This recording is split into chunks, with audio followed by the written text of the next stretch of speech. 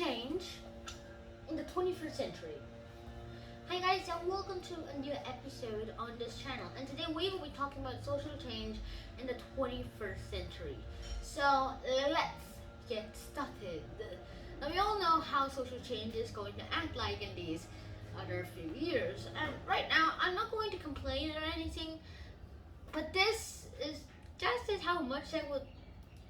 No, this is how much information I'd say that is too much information for a little child, but probably just enough for like I don't know, a 10-year-old to a teenager or like a 14-year-old, I guess.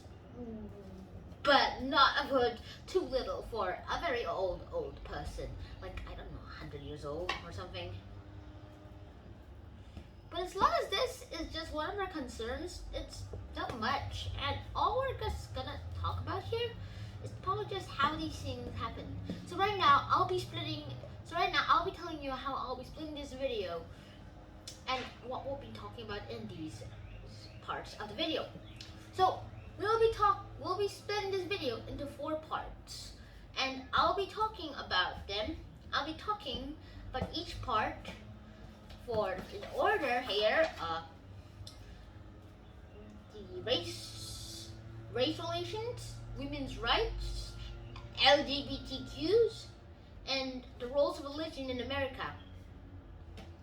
So firstly, let's start off with the race relations. Now you probably know the Black Lives Matter movement, and all of this has to do with a bit of this social change. Now this social change is one of the biggest steps in humankind, actually human history for that matter, but right now that's not the point.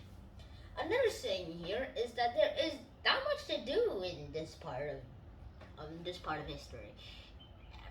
The blacks were enslaved, and there are no rights for the blacks or any other person who's not white, according to the whites. Just doesn't seem right for them to have any rights for that matter. And so when people try to get rights for the blacks, it doesn't go so well. So what do? They do a lot of other things. Blacks revolt, black slaves revolt, and eventually in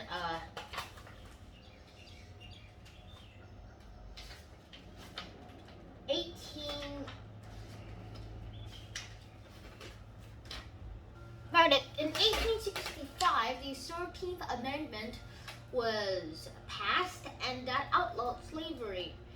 But however, segregation was far from being over. So what do? They just did whatever they really wanted to do. Just stay free, but try to give themselves not that much away. But in the 1950s and 1960s, a movement happened. Key leaders like Martin Luther King Jr., John Lewis, Dorothy Haight, and other people actually resisted the Jim Crow laws. These laws are state laws that are, well, more commonly known as the Jim Crow laws. They could do a lot more things like that. They factored out, separate blacks from whites from society at all times. Blacks can't go to the same schools as whites do. They can't come to do the same services as whites do. Usually the black services are usually way poorer and doesn't even work, like wharf Hamptons. And they can't even get the same health care or even public spaces or even public transportations. And usually when the blacks use their own separate public transportations, they used the public transportation, didn't even work, and everybody was late, and then they were sued by their bosses, and then I think you get their point. I guess you get the point. But all of this is just one of the ways that this has been in effect. All we need now is to just strike up, and then we might be able to fix this all, right? No, not that. It's not that simple. Presidents have also been able to resist all of this, and none of them have been able to do what the nation wants. And so, what do you think you can do about it? Well, tell me comment below. But the lucky thing I'll say is that, but there is a lucky thing that I'll say. In 1964, the Civil Rights Act happened, and that banned segregation. Awesome! Alright, so instead of singing the song, everything is awesome, here, I will just go on, and just talk about chapter 2 of this book, Women's Rights. Or at least I'll simplify the title to that. The actual title is How Women's Rights Change in America, but I'll just say Women's Rights. So let's skip for that, because I wasted too many seconds. Alright. So, in August 19th of 1920, the 19th Amendment for the Constitution was eradicated so that women can also vote. So I guess not all men, but they'll just put in all people. Yeah, that's better. And the women's rights movement, well, this wasn't easily won for them. In fact, the women's rights movement happened more than 70 years ago, exactly 72 years ago before this 1920 date. It all started in 1848 at the Seneca Falls Convention in New York. A woman named Lucretia Mott, a Quaker and an abolitionist, was speaker at the assembly. So was Frederick Douglass. And he was more into slavery, but he actually supported this movement because he believed that women's rights went hand in hand with human rights. Ooh, especially slavery. So Douglas said that in his address, this is equally true of women, and that the government is only just which governs by the free concept of the governed. There can be no reason in the world for denying to women the exercise of the elective franchise or hand in making and administrating the laws of the land. And that's a quote from Frederick Douglass himself. And then women in politics. You might know Hillary Clinton. Hillary Clinton was the former First Lady of the United States of America, and when her husband, the former president, died, she continued on going for politics. She even tried to run for being the first woman president, and it turns out that she was the first woman candidate. It failed miserably when she lost against Barack Obama. And then when she ran against Donald Trump, she lost. Well, obvious, because Donald Trump was one. I'm not sure if she ran against Joe Biden, though. Well, but she was still the first woman of a lot of high government jobs, except president.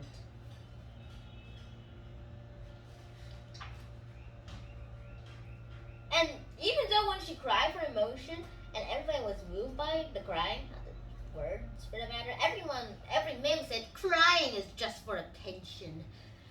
Is this how she's going to talk to Kim Jong-il? Okay, that's the North Korean dictator. I'm not even sure what he's doing right now. Female candidates have historically received less support because of their gender, and according to 1977 poll, only 33% of Americans said they would vote for a woman running for president, and in 2015 the result was 92%, but gender bias still plays a role in how decisions are made. Having the first female president would be one of the best things I guess could ever happen to a female, for women of the world in fact, but that's just going to have to wait until it actually happens. Now let's go into the part 3. I'm not going to the #MeToos though, because this video is getting too long. Now, check part 3, LGBTQ rights. Okay, that's a bit more complicated, so I'm pretty sure that it's supposed to have its own separate video, but right now I'll just simplify this and conclude this part with just 5 words. Lesbian, gay, bisexual, transgender, or queer questioning person is an LGBTQ. And they didn't really have rights because of what they were. Back then, in the old days, where communism shivered every American to the wits. Well, yeah. Well, everyone suspected that LGBTQs always get more blackmail than any communist, and everybody who was suspected of LGBTQ, mostly government officials, were fired from their jobs because of communism. And as I said earlier, that shook them up to their wits. That scared them to their wits. But then everybody realized how this was a terrible mistake. So they decided that they could do something else. And I wonder what you could think of doing for this, but I'm not going to stick around to find out. In chapter 4, how has the role of religion changed America? This is an amazing thing for that matter. Since the 1600s, there was a lot of roles in America, and mostly religion is why America was even started in the first place. It was for the freedom of granting and worshiping any religion you want, then it wouldn't have been that much either. All it took for them to do this was just one small step. And I'm not going to say anything about this, but still, there are a few things that could happen in this world. And religion isn't a strict belief. Even though the Bible says the exact strict belief of religion, usually everyone ignores it. And as the society evolves, they evolve. The religious beliefs evolve as well. The old beliefs smash and collide into the changing world, and well, they just go with the flow on what they want to believe. If they're religious or not, they'll still believe what they really believe. I mean, I believe it's weird for the it's weird in the world for the homosexual, but I won't say that homosexuals are an illegal part of this world and that was not intended by God. Even though the Bible says that not intended for God, that it was not intended for God. But I won't say anything about it. Okay, that's just my personal beliefs. So, what is this supposed to be about anyway? Well, I'm not sure myself. But it just means, all I just want to say is that religion is not strict. It's not fragile either. It's just like a creature which evolves as time goes by. And so that is the end of this episode. I really hope you guys enjoyed this episode. And if you guys have anything to say about this, please tell me in the comments below. Oh, also I'll be creating a video that'll be under #SeanSuggestions, where basically if you go into that #SeanSuggestions, then you can post any video on YouTube with the hashtag, and so that you can give me suggestions about what should I do in my next video. I'll try to go frequently onto there because I really wanted to see because I really wanted a few suggestions. I don't even need to see your face. Just as long as I have a suggestion, just send me a video with this hashtag #SeanSuggestions. I'll create a video about that, and then it will be up there. So, hope to see you guys in the next episode. Shout out. Peace.